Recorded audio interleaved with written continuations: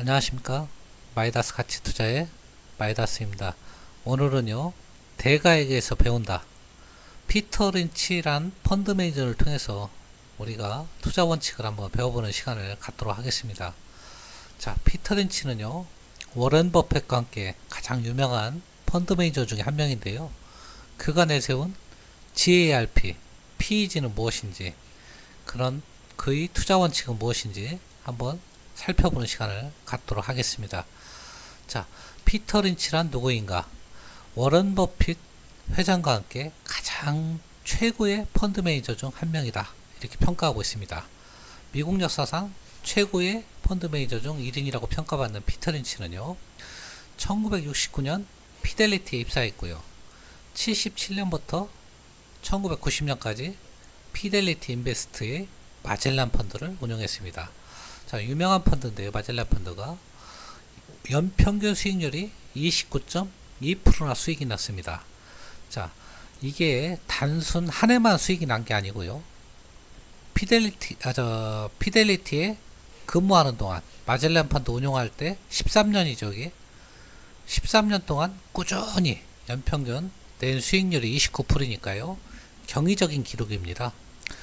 워렌 버핏이 평생 낸 수익이 10%도 안 될 겁니다. 하지만 꾸준히 내면요, 지금 100조에 가까운 자산을 보유하고 있지 않습니까? 자, 그만큼 연평균 수익 내기가 어렵다는 얘기입니다. 자, 그가 사용한 주요 투자 전략은요, GARP, 그 다음에 PEG 지표라는 걸 사용했는데요. 이따 알아보고요.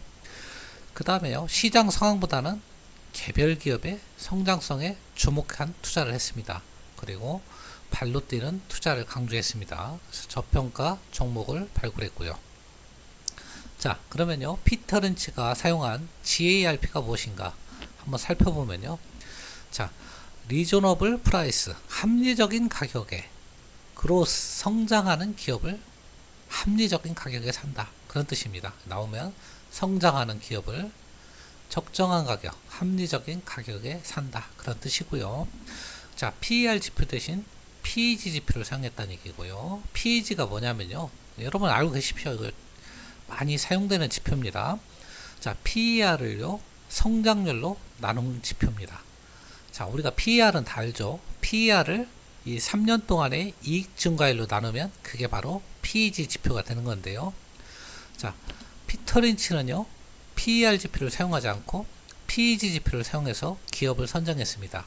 이래서 PEG가 1 이하인 주식을 GARP 종목으로 분류를 했다. GARP 주식은요, 이익 증가면 성장성이죠. 밸류에이션, 가치죠. 둘이 조합에 의해서 선정을 했다. 그 말이고요. 보통 제너럴 일렉트릭은 가치주라고 보고요. 아마존은 성장주라고 보는데요. 이런 식으로 둘 사이에 그런 조합에 의해 종목을 선정을 했다. 그런 뜻입니다. 그러니까 성장주와 가치주 사이에 종목을 발굴했다. 대부분 투자가들은요, 가치주를 선호합니다. 사실은요. 왜냐하면 데이터도 많고 기업의 역사도 오래됐고 보이는 게 확실히 보이거든요. 건물, 공장. 하지만 실제 주가는요, 성장주가 훨씬 비싸게 거래되죠. 그러니까 가치주는 싸게 거래됩니다. 이게 이제 가치 투자가들의 이제 조금 딜레마인데요. 자, 그런 것을 우리 피터 린치는요, 그 둘의 조합에 의해서 적절하게 투자를 했다고 하니까요, 우리들이 참고로 해서 아주 볼만한 펀드 매니저입니다. 그리고요, 개인 투자가에 적합한 투자 전략이다. 왜 그러냐면요, 거시경제 지표를 안 보고요, 개별 기업을 보기 때문에 개인들이 오히려 일상생활에서 발견하기 쉬운 그런 기업들, 그런 기업, 기관 투자가나 펀드 매니저는요, 3명 이상이 이렇게 동시에 좋다고 해야 투자가 가능한데요. 개인들은요, 자기가 일상에서 발굴한 그런 개별 기업을요, 바로 투자할 수 있습니다. 그래서 개인에게 적합한 투자 전략이다. 그리고 피터 린치는요, 중수용주 투자 비중이 높았다. 그렇게 얘기할 수 있습니다. 자, 그러면요, PEG가 뭔지 한번 알아보면요, 우리가 PER은 다 알지 않습니까? 이 위에 분자가요, PER인데요, 주가 수익 비율이 PER이고요. 그 PER을요, 이 성장률로 나눈 것이 PEG입니다. 그래서 3년간 평균 성장률인데요. 자, PER을 EPS 증가율로 나눈다. 그런 뜻이고요. 0.5 이하가 나온다 그러면 굉장히 유망한 종목으로 분류를 했다. 일례로 어떤 기업의 퍼가 10이라고 할게요. 그러면 그 기업이 매년 20%씩 성장을 한다. 그러면 10을 20으로 나누니까요. 0.5가 되고요. 그 기업은 굉장히 유망하다. 이렇게 보면 되고요. 우리가 퍼가 40이나 50이라고 그러면 굉장히 고평가된 주식이죠. 하지만 피터 린치의 기준으로 보면 괜찮은 회사입니다. 왜? 성장률만 50%, 100% 나온다면요. 퍼가 50이더라도 그 기업이 매년 성장을 100%씩 한다. 그러면 PEG 지표는 0.5밖에 안 되고요. 피터 린치가 아주 좋아하는 주식이 되는 겁니다. 자, 피터 린치는요, 투자 철학이 있는데요. 자, 밸류에이션이 높더라도 성장성이 충분하다면 그 주식은 매력적이라고 판단했다는 얘기입니다. 퍼가 아무리 높아도요, 성장성만 있다면, 퍼가 50이든 100이든 성장성이 있다면, 그 이상 가는 성장성이 있다면, 자, 매력적이라고 봤고요. 이를 판단하기 위해서 주가 이익 성장 비율, 이게 PEG입니다. 이제 여러분들 다 아시죠? 이제 주가 수익 비율은 PER, 이것을 성장률로 나누면 PEG, 이렇게 알고 계시면 되고요. 자, 투자 철학 간단히 살펴보면요. 자, 기업에 집중하라. 거시경제 지표에 집중하지 말고 개별 기업에 집중하라. 그 얘기고요. 저성장 기조 속에서 상대적으로 부각되는 기업에 투자해라. GARP 전략, 상대적으로 부각되는 기업에 투자한다. 그 다음에 PER 대신 PEG 개념을 사용했다. 이렇게 보시면 되고요. 대형주보다 소형주에 주목했다. 그래서 개인 투자가들이 믿고 그 전략을 따르고 투자해도 괜찮은 투자 방법이다. 그 다음에 타이밍의 중요성을 강조했다. 이렇게 보시면 됩니다. 자, 피터 린치의 포트폴리오가 그럼 효과가 있었을까요? 자, 미국에서는 효과가 있었다고 하는데요. 한국은 어땠을까요? 미국에서 연평균 마젤란 펀드는 30% 가까운 수익을 내지 않습니까? 자, 이것을 그래서 한번 시뮬레이션 해봤습니다. 자, 우량주의죠. 코스피 200 지수에 편입된 종목 중에서 PER, PEG 0.5배. 이제 PEG가 뭔지는 아시죠? 그 다음에 PER 50배. 굉장히 고평가된 주식도 포함을 시켰네요. 그 다음에 과거 주당 순이익이 성장률이 25% 이상, 부채 비율은 100% 이하, 매출액 증가율이 재고자산 증가율보다 높은 기업, 이런 기업을 그러니까 피터 린치의 GARP에 합당한 기업 20개를 선정한 거죠. 그래서 PEG가 낮은 순으로 20종목을 선정해서 2004년부터 분석을 해봤습니다. 과연 피터 린치의 그런 포트폴리오 전략에 유용한가? 그 결과가 어떻게 나왔냐면요. 자, 이렇게 나왔습니다. 일단은요, 그 피터 린치 기준에 따르면 추천 종목이 이렇게 나오는데요. 우리가 다 들어본 이름입니다. 우량주라고, 만도, 태광산업, 금호석유, 하나케미칼, 삼성물산 쭉 있고요. 자, 주요 기업이요. 금호석유, 하나케미칼, 한솔케미칼, 롯데케미칼, 태광산업, 이런 정유 소재주, 그 다음에 LG, CJ 등 지주사, NC소프트 등 게임주, 몇 종목만 살펴보면요. 금호석유, 자, 0.064, 0.5만 돼도 좋다고 그랬는데 0.064가 나왔습니다. 한번 계산식을 보면요. 5.8이지 않습니까? 퍼가 이거를 성장률 90으로 나눈 겁니다. 그럼 이게 나오는데요. 굉장히 좋게 나온 거죠. 자, LG도 한번 봐볼까요? 여기 이제 0.2가 나왔는데요. 0.5 이하는 다 좋은 거라고 그랬죠. 아주. 자, 퍼는 7.7인데 매년 이익 성장률이 36%다. 그래서 0.2가 나왔고요. NC소프트, 우리가 퍼가 굉장히 높은 종목이죠. 게임주니까 21.4인데요. 그래도 피터 린치 기준으로 보면요. 아주 유명한 종목입니다. 왜냐하면 성장률이 43.6이 나오기 때문에요. 0.490밖에 안 나옵니다. PEG가. 그래서 투자 유망 종목이다. 이렇게 보시면 됩니다. 자, 이런 종목들을요, 2004년부터 코스피 지수에 대비해서 시뮬레이션 해봤습니다. 그랬더니요, 놀라운 결과가 나왔는데요. 누적으로는요, 무려 394%, 연평균 19.08% 수익률이 나왔습니다. 네, 피터린치의 스포트폴리오가 같은 기간에요, 코스피 지수는 연평균 14.01%가 상승했습니다. 그러니까 피터린치의 포트폴리오가 훨씬 우수했다, 이렇게 말씀드릴 수 있고요. 여기 빨간색이요, 피터린치의 수익률이고요. 밑에 있는 데가 코스피 200 지수입니다. 피터린치 수익률이 훨씬 높은 결과를 냈다. 그래서 아주 유용한 전략임이 증명이 되었다, 이렇게 보시면 됩니다. 피터린치는요, 주식의 종류를 6가지가 있다고 말했는데요.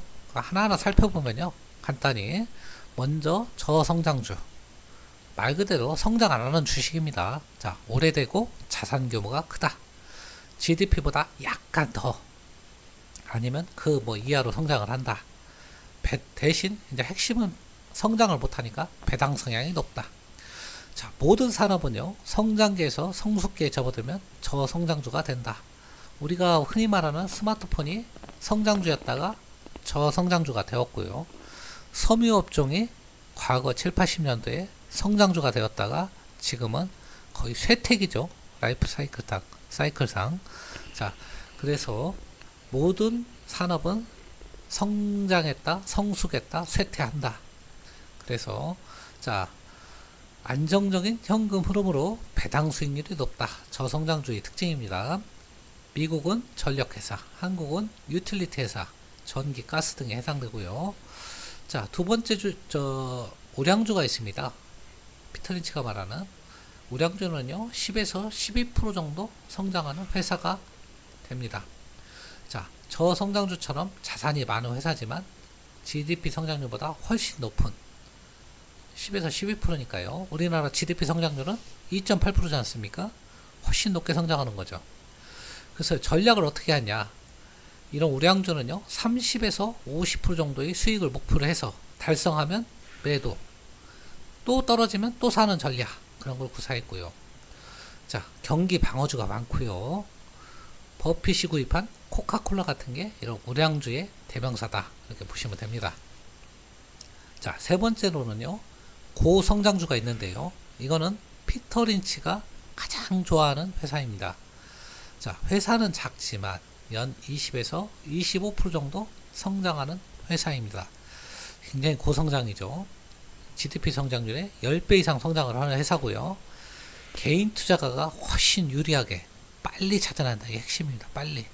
자, 왜냐하면 펀드 매니저들은 거쳐야 될 게 많아요. 자, 내부적으로 여러 명의 펀드 매니저가 괜찮은 회사를 평가해야 투자를 한다. 그래서 피터린치의 투자 전략이 개인 투자가의 전략과 맞다는 얘기입니다. 자, 대신요, 고수익의 기회만큼 위험도 높은 회사다. 당연한 얘기고요. 자, 네 번째로는 경기 민감주가 있습니다. 우리가 흔히 말하는 시클리컬 업종이라고 하죠. 자, 시클리컬 업종은요, 예측 가능한 형태로 매출과 이익이 이게 핵심입니다. 주기적으로 반복된다. 우리 한번 보시면요, 자동차, 항공, 철강, 화학 보십시오. 이익이 날 때는 엄청나게 납니다. 근데요, 경기가 조금만 꺾이면요, 적자 납니다. 자, 그래서요, 이런 회사를 투자할 때는 제일 중요한 게 뭐다? 예, 맞습니다. 매입 시점. 쌀 때 사야 됩니다. 경기가 꺾여서 바닥을 기서 턴할 때 사는 거고요. 경기가 막 화랑돼서 주가가 올랐을 때 파는 겁니다. 우리가 예전에 포스코가 60만원씩 했지 않습니까? 그러다가 19만원까지 떨어졌지만 17만원까지. 그 60만원대 사는 게 아니고, 경기가 꺾였을 때 19만원, 15만원 할 때 그때 사서 막 화랑됐을 때 판다. 예, 시클리컬 업종은 그런 전략을 구사해야 된다. 그런 말이고요. 그 다음에 경기 민감주와 우량주를 구분해야 되는데요. 우량주는요, 아까 코카콜라가 대표적인 예죠. 수년, 수십 년 이상 적자가 없잖아요. 코카콜라 맞잖아요. 일정한 성장률, 대신 고성장은 아니지만 이게 우량주고요. 경기 민감주는요, 거시경제 순환에 따라 적자와 흑자의 폭을 왔다 갔다 한다. 이게 이제 경기 민감주입니다. 여러분 구분하실 수 있겠죠? 자, 그 다음에 턴어라운드죠. 이거는요, 경기나 경제 상황이나 아무 상관없이 움직이는 주식을 턴어라운드주라고 하는데요. 부도몰리에 올렸다가 회사가 법정관리 졸업한다. 이것도 턴어라운드죠. 대규모 적자를 내다가 흑자를 냈다. 이것도 턴어라운드고요. 자, 이런 주식은요, 회사 내부 사정이 밝을 때 높은 수익이 가능한데요. 소문으로 투자할 때는 위험 또한 큰 종목입니다. 참, 잘 미리 발굴하면 대박을 칠 수 있는 종목이다. 그런 얘기고요. 마지막으로 자산주가 있습니다. 가치 투자를 하시는 분들이 많은 관심을 가지는 종목인데요. 토지나 건물 또는 석유, 금속 같은 원자재 기업이 여기에 해당이 되는데요. 자산은 많은데요. 자, 자산은 많은데 사양산업입니다. 그래서 주가가 이제 싸게 평가를 받고 있는 건데요. 자, 주가가 싸다 보니까 아무 때나 사도 큰 손해는 보지 않아요. 다만 남들 갈 때 못 가는 그런 투자의 기회비용도 고려해야 된다. 그런 의미입니다. 자, 지금까지 피터 린치가 말하는 6가지 유형의 주식을 살펴봤고요. 마지막으로 피터 린치가 말하는 그러면 좋은 주식은 어떤 특징을 가지고 있을까요? 한번 살펴보겠습니다. 자, 좋은 주식은요, 높은 성장성, 외국이나 기관이 관심이 미치지 못하면서 높은 성장성을 이미 가진 그런 종목이다. 자, 하나하나 살펴보면요, 참 그래도 생각지도 못한 그런 내용이 있더라고요. 자, 이름이 하찮게 들린다. 이름이 좋아야 아무 소용없다는 얘기예요. 기업 내용이 중요하지. 이름이 우습게 들린다면 더욱 완벽하다. 이렇게 얘기했습니다. 물론 뭐 애플도 좋은 이름, 뭐 이렇게 세련된 이름은 아니지 않습니까? 사과, 우리 이름으로. 하지만 전 초일류 기업이지 않습니까? 자, 그런 식이죠. 자, 지루해 보이는 일을 한다. 그리고 별로 유쾌하지 못한 업종에 있다. 보시면 우리가 최근에 급등하는 종목을 보면요, 뭐 미세먼지, 황사, 뭐 폐기물 관련주, 뭐 이런 종목들이 굉장히 또 잘 가고 있으니까 또 일견 또 이해가 됩니다. 자, 그 다음에 스피노프 된 회사다. 스피노프가 뭐냐면요, 쉽게 생각하면요, 이렇게 생각하면 돼요. 삼성의 반도체 사업부 같은 그 한 기업 내에 사업부가 워낙 탁월한 성적을 낸다. 그런 기업을 독립시키는 걸 이제 스피노프라고 하는데요. 그런 기업은 유망한 기업이다. 이렇게 하는 겁니다. 말하고 있는 겁니다. 자, 그 다음에 기관이 보유하고 있지 않다. 참 독특하네요. 보통은 기관이 보유해야 좋은 주식으로 알고 있는데요. 피터 린치는요, 기관이 보유하고 있지 않는 것을 좋은 주식으로 봤습니다. 그리고 애널리스트가 없는 걸 좋은 주식으로 봤다. 이건 무슨 의미냐면요, 숨은 진주를 아무도 모를 때 발견하면 그게 대박을 칠 수 있다. 그런 의미예요. 그 다음에 사양산업에 있다. 좋은 주식은 틈새 시장에 있다. 그 주식은. 그리고 계속 누군가가 구입해야 하는 제품을 생산한다. 내부자가 주식을 구입한다. 자사주를 매입한다. 자, 이런 특징을 가진 주식을 피터 린치는 좋은 주식이라고 얘기를 했습니다. 반면에요, 피터 린치는 피해야 할 나쁜 주식도 얘기했는데요. 물론 좋은 주식을 거꾸로 뒤집으면 나쁜 주식이 되겠죠. 자, 나쁜 주식 한번 살펴보면요, 가장 관심이 집중된 산업이 가장 화제가 된 회사, 모든 관심도 집중되고 화제도 집중되는 뭐 그런 소프트라이트를 받는 회사. 자, 그런 회사는 왜 나쁠까요? 이미 가격이, 투기적 가격이 형성될 가능성이 높다. 그런 의미고요. 우리가 흔히 말하는, 야, 이 기업은 차세대 IBM이다. 제2의 삼성전자다. 이런 기업들 조심하라는 얘기입니다. 실현될 가능성이 없다. 그 다음에요, 비관련 다각화. 이것도 중요한 내용이에요. 이게 뭐냐면 자기하고 상관없는 기업을 마구자기로 사들이는 기업. 그런 회사 조심해라는 얘기고요. 그 다음에 속삭이는 주식. 야, 어느 회사 주식은 지금 사라. 누가 와서 옆에 귀에다 대고 얘기하면 지가 사지. 그 좋은 주식이면 뭘 얘기해주고 합니까? 그런 주식은 쳐다도 보지 말란 얘기죠. 좋은 주식이면 내기에 안 들어옵니다. 그 사람들이 모르게 사죠. 그 다음에 단일 고객의 매출의 대부분이 좌우되는 회사, 뭐 대기업 계열사 이런 게 해당되는데요. 내 제품을 쓰는 회사가 한 기업밖에 없다. 그럼 그 기업이 망하면 나도 덩달아 망하는 겁니다. 그 다음에 이름이 멋진 회사. 아까 얘기했죠. 이름이 별로 우스꽝스러운 회사가 더 좋은 회사다. 피터 린치는 또 그렇게 얘기를 했습니다. 자, 재밌는 내용인데요. 참고해서 보시고요.